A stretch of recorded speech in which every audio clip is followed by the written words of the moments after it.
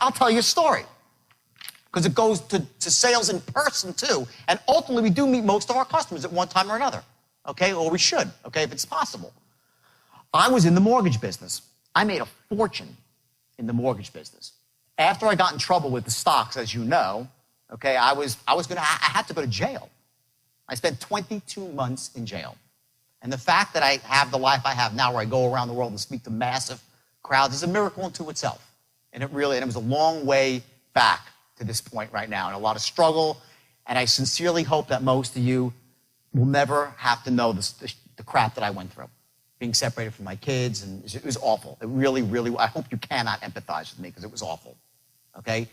But there was a window after I got in trouble and before I went to jail where I actually started a mortgage company and I built it into a huge company like in a year, which was not that difficult in 2001. If any of you know, we're in the mortgage business. It was very easy to do, but I built it very quickly and I came up with this idea to go door to door for mortgages because I started off in door-to-door sales, my first thing. I said, I could walk down the street when rates had just dropped. I could walk down the street to any store and the business owner must own a house. I'll just say, hey, what rate you paying? And the guy will say, I'm paying 8.5. Really? I could save you a ton of money. How hard is that to do, right? So I came up with that idea and I wrote this little script and I said to my partner, his wife, I said, come on, you come with me, okay? And we're going to go up to some place. Now understand this. I want you to learn a lesson here. I had already was making $50 million a year for many years. I was in newspapers all the time. I was well known as the Wolf of Wall Street, all this crap, right? And you would think that I was too proud maybe at the age of 40 to go knocking on doors. I was banging on doors till my knuckles bled. Never ask a salesperson to do something that you wouldn't do yourself. They won't respect you, they won't listen to you, and also you can't possibly perform as a manager, as a trainer at the highest level unless you have done it yourself. Okay? I think one reason you'll listen to me is you guys know I'm the real deal. I'm not just, this is not theory. I use this to make hundreds of millions of dollars and turn morons into closers. Okay? It works. It works, okay? So I took my partner's wife, said, listen, I gave her a quick training, said, I'm going to go down the right side of the street and you go down the left side of the street, okay? She's like, okay, great. You know, she's a really nice girl, right? So we're going to New Rochelle, where I figure hopefully no one will recognize me when I walk in the door, right? So I go it's like 30 miles away. I have a little bit of pride left, all right? So I go down. The first person I walk in, it's like a diner. They're not interested. Second person, DeRosa Seafood. I walk in, the guy behind the counter in a fish market said, hey, is the owner around? He goes, yeah, I'm the owner. Hey, my name's Jordan. I'm a mortgage broker. I'm doing refis. What are you paying? He goes, 8. He goes, like, are you kidding me? I could save you a ton of money. Open up my book. Boom, boom. In 5 minutes, I closed the deal and made $8,000. 5 minutes. $8,000, all right? I go down 2 more rejections. The fourth door, bam, a hair salon. I close the guy who's selling hairbrushes to make $11,000 on one street. In 2 hours, all right? I make my way down the rest of the street, no more sales, all right?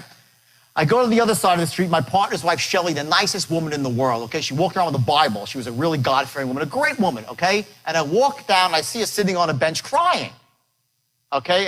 She's like, what's wrong? She says, nobody wants any mortgages. They don't want anything. I'm like, what are you talking about? I just made 20 grand, Shelly. She's like, what do you mean? No one wants anything. I'm like, did you go to all of these stores? She's like, yeah, I walked in every store and then they threw me out.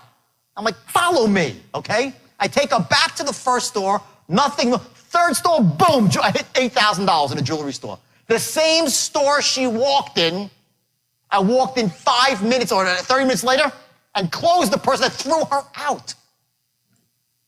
Next 3 stores down, boom, a body shop. This guy, I forgot his name, I made $12,000 in a body shop.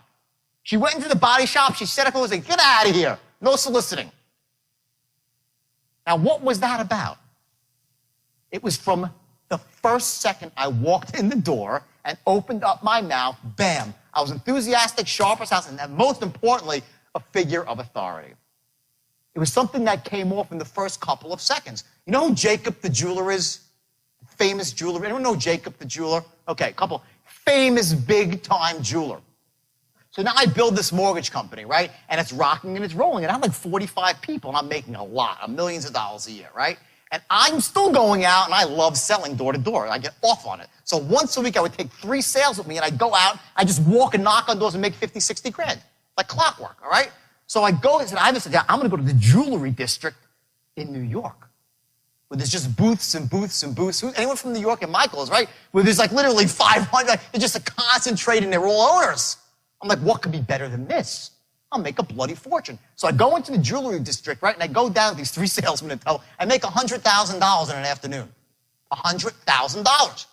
Finally, I loop around to the other side of the street, nothing. I walk into some really big thing, big store, right? And it's like one giant booth in the back, and I walk in with my little crew. I walk right up to some woman, I give her my pitch, and she's like, I'm paying 7.5. And then she says a couple, she says, why am I talking to you? I'm like, what do you mean? She goes, I never talk to, I throw everybody out of the store. Why am I talking to you? It was Jacob's wife, Angela Arabov, okay?